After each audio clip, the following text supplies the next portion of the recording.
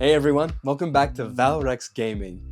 Today, we're gonna go over the 100%, 100,000 point perfection game that you can have by following these 3 steps, and we'll break them down for you. We do Polytopia videos every week, and so if you are interested, subscribe, and you'll see more coming every Monday. Now for step 1, let's just get right into this. The minimum requirements for completing 100,000 points in perfection is that you have to play the game on crazy difficulty and you have to get at least 40,817 points. That's at least 100,000 divided by 2.45 because that's the multiplier you get for crazy mode. But because Polytopia does points in sequences of 5, you have to get 40,820 points. Because that's that round, every 5 numbers. I like counting in 5s. 5s are easy. Which is what we want for that amazing glowing background. Now, this works on all tribes, including even the hard ones. And it's fun to play through and take your time playing a fun game and getting your accomplishments. But let's get into step 1. And step 1 is in the setup menu. You have to go against all the tribes. You have to enable all of them, and you're gonna go against 15 opponents. Now, why do we do this? More opponents means more stars when you meet them. More opportunities to meet new tribes and get more stars from the moment you meet them. This is great in the beginning because you can use those starting stars that you get to roll your economy and get better tech and get better units. I do recommend using climbing at the beginning as the technology, because if you have mountains around you, you will go up the mountain and not only will you discover your immediate neighbors, maybe even somebody a little bit further than you, and you can get all of those stars back from the technology you bought with climbing. We also enable all tribes on this because the map is a really small map. I think it's only 256 tiles, which is a normal standard size map, but you're cramming every single faction into this one map, which means every village is going to be occupied by a player. This is good for you because each village is now being developed by someone with stars, building lumber huts, farms, and even temples. AI is not the smartest in this. Even though it's crazy AI, they will build temples for some reason. They'll go and research a technology and they'll research temples. And they'll just start slapping them down to level up their cities. And that's great for you because now you got points being reserved in those temples just for you, and you'll have a fully maxed out temple by the end of the game, which is the biggest amount of points that you can get from a single tile square. AI also make lots of mistakes, and they'll attack each other. They'll build weird tech, and they're not the most efficient at using them. Like in one game, Imperius mained knights for some reason, and all you had to do was counter them with units that had great defense. And the final reason that you want as many AI on the field as you can is because now you're gonna get all of their monuments as well. Any of them that get the killer monument or the networking monument or the pacifist monument, which is unlikely, but you get to have those, and you're getting something that's giving you 3 population to those cities. Those cities are leveling up, and they're also worth points too.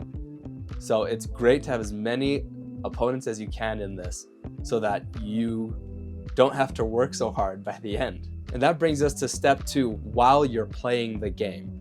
And your technology is important here.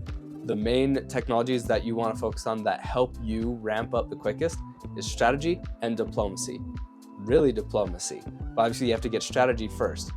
And with strategy, this helps you in the beginning because you can make peace treaties. You can keep enemy AI off of your back while you're sitting there trying to build your own cities, and they can take care of opponents for you. And then you'll also have access to defenders, which are great tankiness for just plopping and sitting on your city. If you're being rained on, don't worry about it, your defenders got you. Then with strategy, you're going to be sending peace treaties to all of your opponents as much as possible. I think it's kind of a probability thing. I'm not a developer, so I don't know exactly how the thing works with accepting peace, but you can get tribes with a decent standing to accept peace treaties. They don't have to have the halo and they think you're the greatest person on the map. I should say square, the greatest person on the square.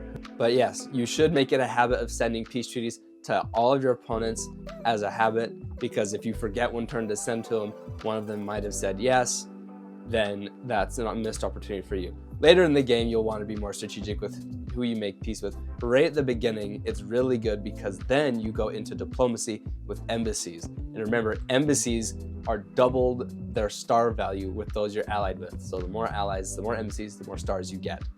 But then over in diplomacy, embassies are the big thing. Because you're only going to be starting with so few cities and it's hard to ramp up your economy to go up against all of these AI that are really crowding you in, the embassies help you get an edge by giving you 2 stars per turn for normal tribes and 4 stars for those that you're allied with. So embassies are banking stars for you.